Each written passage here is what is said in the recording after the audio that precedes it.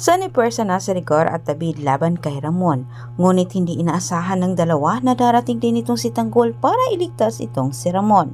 Nagkita sila Ramon at Marites. Alam na ni Tanggol na buhay ang kanyang ama at higit sa lahat ang pagpapanggap ni David. Ayon sa pangako ni Tess kay Ramon na siya ang magdala kay Tanggol sa mansyon, tutuparin na niya ito. Samantala, nakikipaghabula na itong si Rigor kala Ramon para iligtas itong si David at tulungan.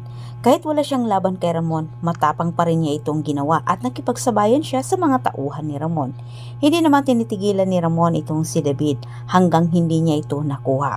Gusto ni Ramon na sa mga kamay niya matapos ang buhay ng mag-ama dahil sa kanyang galit.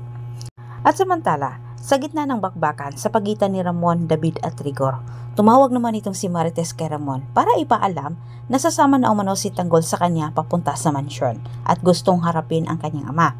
Pero biglang nabahala naman itong si Marites matapos din sinabi ni Ramon na siya'y nakipagbakbakan ngayon kala Rigor at David. Kaya si Tanggol at ang mga kaibigan nito, pinasugod sila Tanggol sa Dimas para tulungan at iligtas si Ramon. Nagpadala ng karagdagang tauhan din itong si Ulyo sa Dimas para masiguro nila na ligtas si Ramon. Katulad na lang sa nangyari kala Tanggol at Rigor nung nasukol ni Tanggol itong si Rigor, ganon din ang nangyari sa mortal na magkaaway. Sa pangatlong pagkakataon, muling nagkaharap si Rigor at Ramon. Hindi pinalagpas ni Ramon ang pagkakataong makaganti siya kay Rigor. Gigil na gigil itong si Ramon para iparanas dito kay David at Rigor ang kanyang galit. Nagkatutukan ng armas ang dalawa.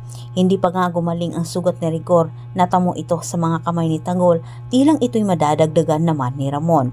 Galing mismo sa bibig ni Rigor na sinasaktan umano niya si Tanggol simula bata pa dahil lumalaki umano itong sanggano katulad umano ni Ramon.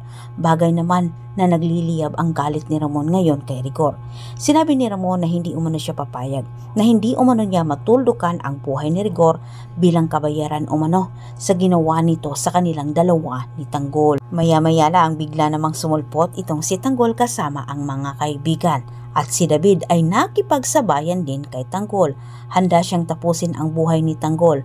Nagalit siya kay Tanggol dahil kay Marites umano na wala ang kanyang pinaplano.